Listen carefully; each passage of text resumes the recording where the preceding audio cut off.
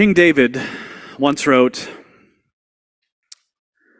"For had it been an adversary who taunted me, then I could have borne it. Or had it been an enemy who vaunted himself against me, then I could have hidden from him. But it was you, a man after my own heart, my companion, my own familiar friend.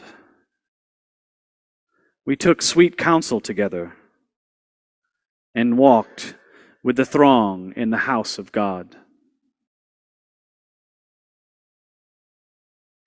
For centuries, Maundy Thursday has heralded the beginning of the Triduum, a single service that begins tonight and lasts for 3 days, all culminating on Easter morning, the Feast of the Resurrection. One of the many significant moments of our time together this evening is hearing again the call to service.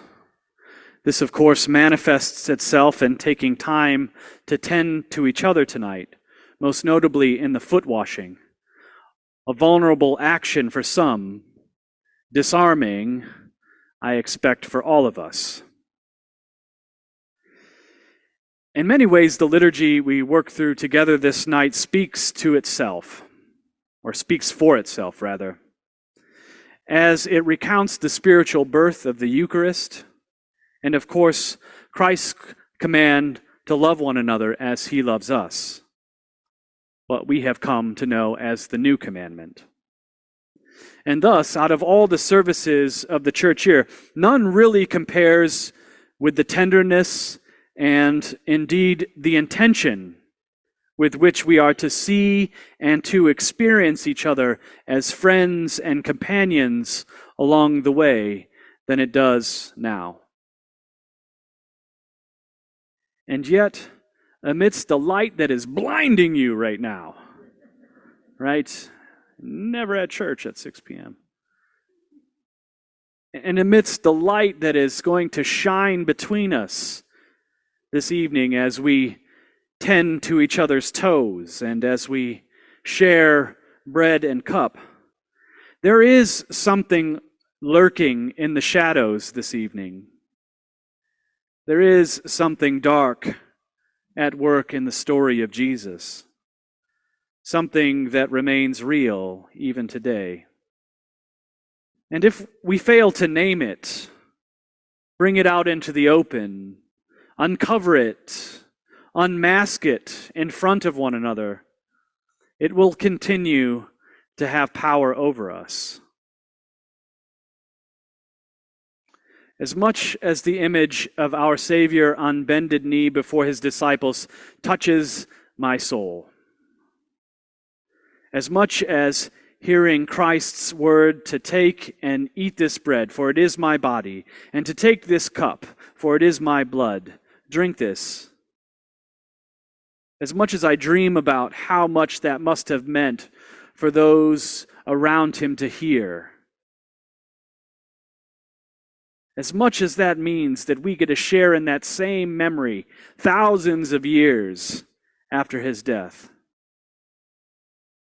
well,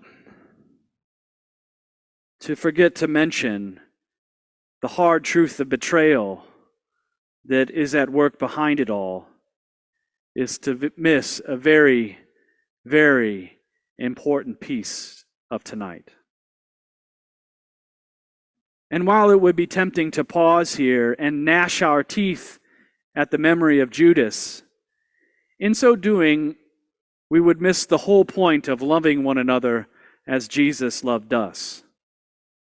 Because the test of our love as Christians is not about how much we love Jesus. I know that's a shock.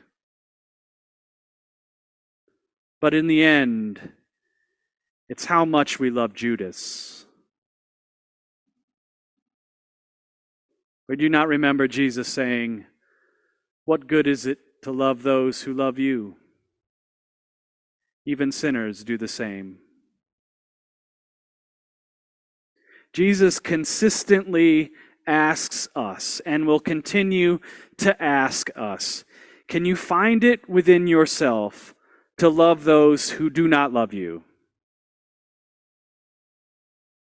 Can you find it within yourself to love your enemy? Or perhaps even more difficult, can you find it in yourself to love the one who will break bread with you and who may at some point in your life betray you with a kiss? Will you love them just as much as I do?